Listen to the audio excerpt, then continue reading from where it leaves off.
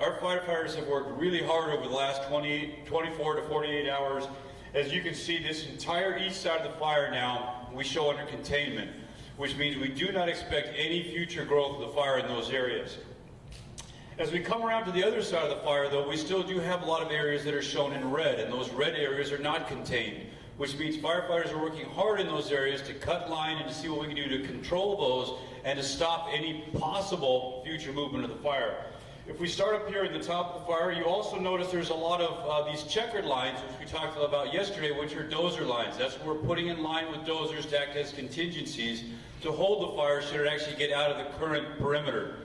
So if we look at the top of the fire here, you can still see we do have a lot of active fire. This red area on the top of the fire is still active fire. Firefighters are actively engaged right there, currently working this piece. As we come down along probably what has always been the #1 threat of our incident on the western flank here, we looked at as the #1 threat because of the damage and potential for damage to any of the populated areas on the west, as well as any of the infrastructure concerns. Really happy to see a lot more black line on the map today than you saw it the last time that we briefed.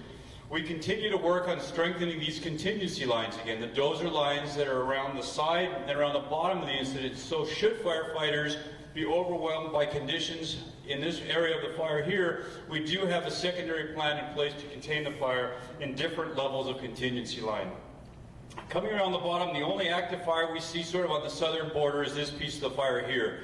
As you probably saw the first few days, this fire was moving rapidly to the south, and we've greatly diminished that rapid southward movement.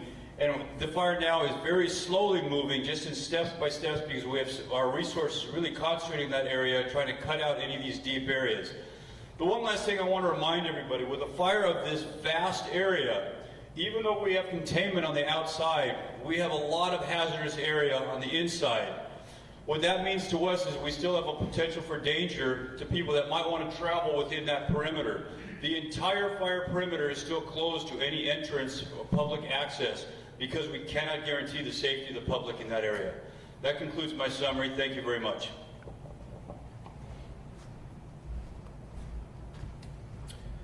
Hello, I'm Jake Hess. I'm the unit chief here assigned to the Santa Clara unit, and I'm also the agency administrator for the complex.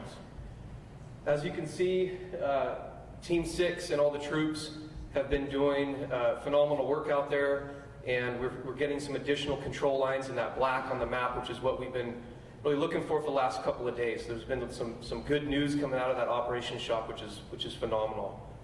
Once again, I want to reiterate the importance of all of these patches that are standing next to me, on my left and my right. Law enforcement, local government, law enforcement, and our fire partners in all the counties.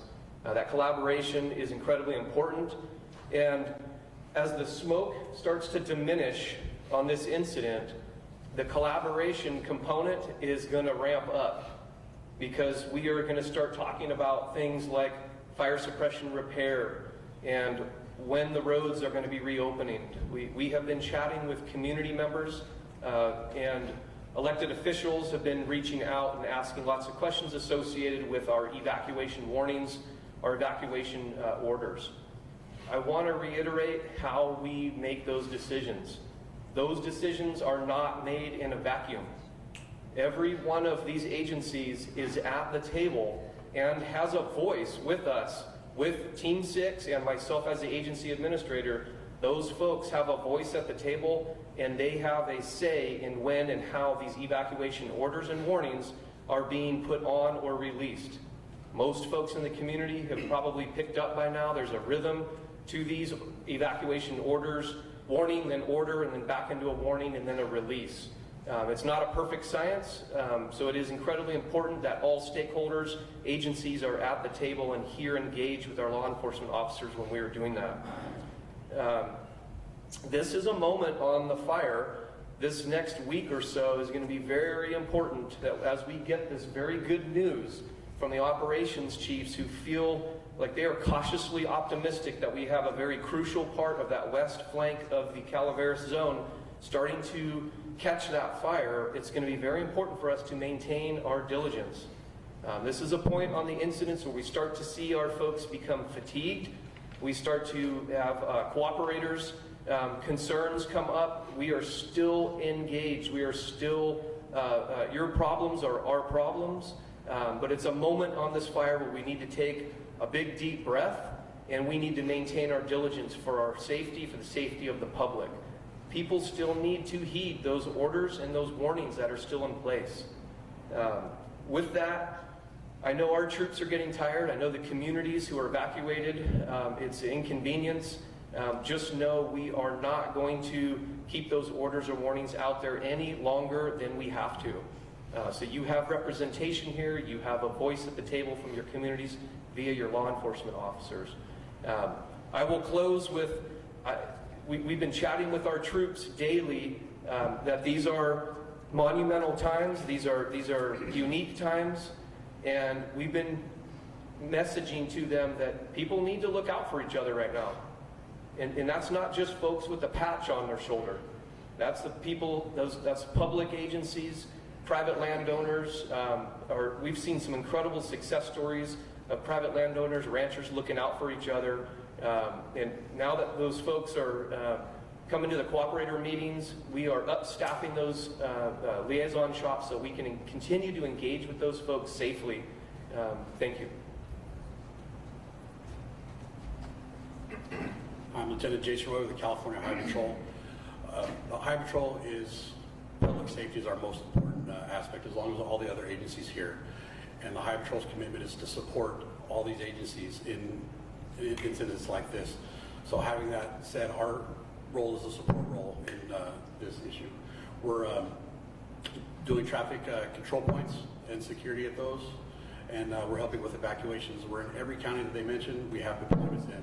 So I would like to thank the public, first of all, for their patience at the traffic control points.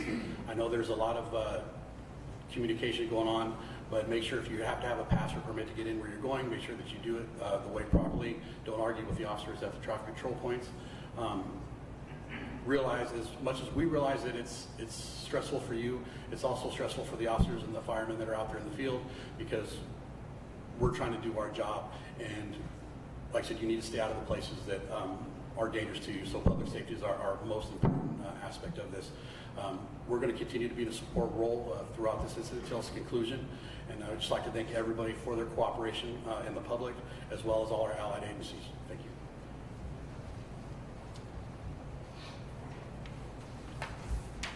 Paul Liskey, I'm a lieutenant with the Alameda County Sheriff's Office, Office of Emergency Services. So I'd like to start with saying that, cooperation with CAL FIRE and all the other agencies up here, looks like we're making the corner here in Alameda County. And we were able to get some areas released from the evacuation order to a warning, and some areas released from a warning to an order yesterday.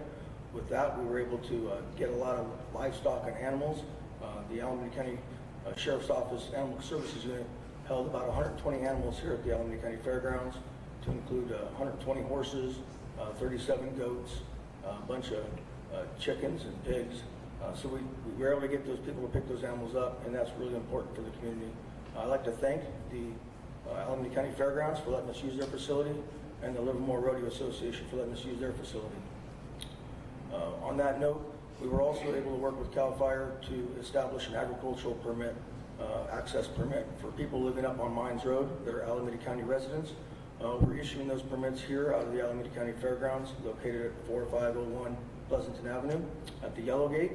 If you bring your ID and any proof that shows that you live up on Mines Road, we will issue a permit so you can access your property and take care of your livestock. We know that your livestock is very important to you, and the agricultural ways of this community are very important, so we support that. We've had people out feeding a lot of people's livestock and rounding up cattle for the last several days, so we're really excited to have people come back and be able to take care of their livestock. Thank you.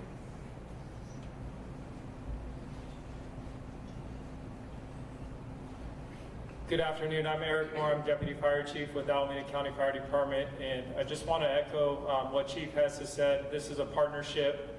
We have a tremendous amount of fire resources that are represented here, not only at this incident, but throughout the state. I also serve as a Region 2 coordinator, and what we do is we help coordinate what we call master mutual aid. So throughout the state of California and locally within Region 2, we've been able to get 160 apparatus from your local government to the scenes of these fires to partner with CAL FIRE so we can respond in a timely an accurate measure to control these fires. And that means that we currently are staffing our fire stations to the level that we do throughout the year, and then additional staffing to make sure that we can respond to these incidents. And it's what we train year in and year out to do, to partner to make sure we deliver the highest level of fire service that we can to the communities we serve. And it's something that I think is really important for our citizens to know, that we're still able to staff our stations to the appropriate level and respond. So just with that, I'd like to say thank you to CAL FIRE for coming in and assisting with this fire, and as we move forward in the remaining fire season, that we're able to respond as we have to this fire. Thank you. Okay, thank you very much. So we just heard from our local leader, public servants right now.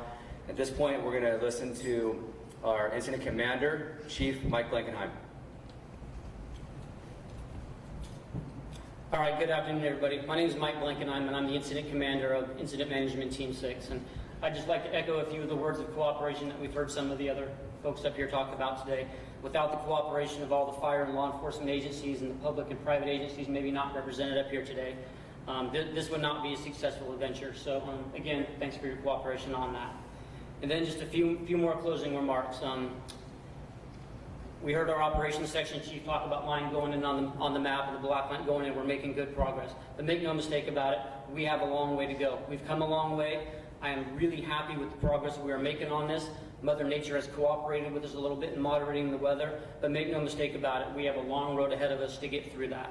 So with that, a special thanks to the firefighters working on the line out there for their tireless efforts and the effort that's going to be required to come to help put this thing to bed once and for all. With that, I'd like to thank their families as well for supporting them. Without their support, the family support, the firefighters wouldn't be able to do their jobs.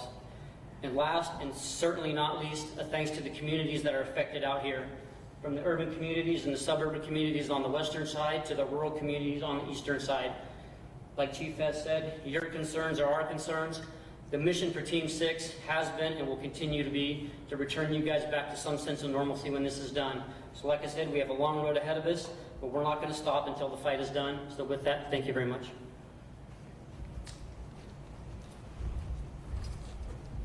Thank you, Chief. Okay, at this time we'll open up for any questions anybody may have. Any questions out there? Okay, fantastic. So no questions.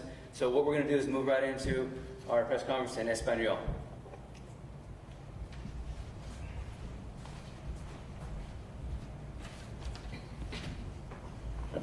Sí, gracias. Bienvenido a la conferencia de prensa para el incendio SCU Lightning Complex. Soy José Amador, su vocero para hoy, el 26 de agosto. Por favor, apaguen sus celulares para no interrumpir este programa. Este fuego ha afectado 7 condados que incluyen Santa Clara, Alameda, Contra Costa, San Joaquín, Stanislaus, Merced y San Benito. El incendio se ha vuelto en segundo lugar de los más grandes fuegos en la historia del estado. Y se han quemado más de 300,065 acres y nomás estamos a 25% bajo control. Hay 1,600 bomberos luchando contra este incendio y están haciendo muy buen trabajo. En total hay 37 estructuras destruidas y mucho más en peligro. 5 personas están heridos, incluyendo 3 bomberos y 2 personas civiles. Para dar una comparación, en el año 2019 hemos tenido 4,292 incendios con 55,000 acres quemados. Y en este año, 7,099 incendios con más de 1.6 millones de acres quemados. En el estado tenemos 15,000 bomberos peleando contra los incendios por todo el estado. Y hay más de 3, y nuestros aviones y áreas de operaciones han tirado más de 3 millones de galones de agua. Está aquí la Guardia Nacional y también en el estado hay 91 cuadrillas de bomberos que vienen fuera del estado, que incluyen Arizona, Idaho, Nevada, Nuevo México, Texas, Oregón, Washington, Montana. Anoche hicimos buen trabajo con las condiciones favorables del clima. Los bomberos enforzaron las líneas de contención sobre el perímetro del incendio. Evacuaciones. Hay muchas áreas sobre este incendio donde están abriendo las áreas para que regresen la gente de sus casas. Pero tengan cuidado porque todavía no estamos afuera de peligro. Pongan atención en nuestras redes sociales para que sepan cuáles son esas áreas. Y si hay algunas preguntas, aquí estamos para ayudarles. Gracias. ¿No hay preguntas?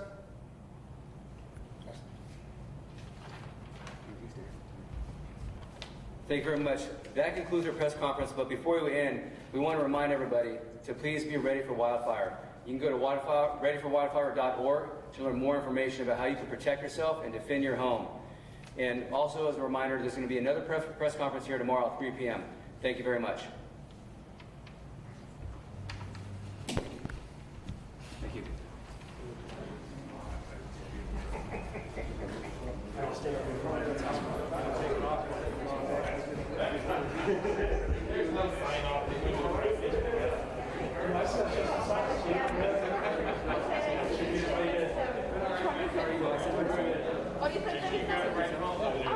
I don't know why I heard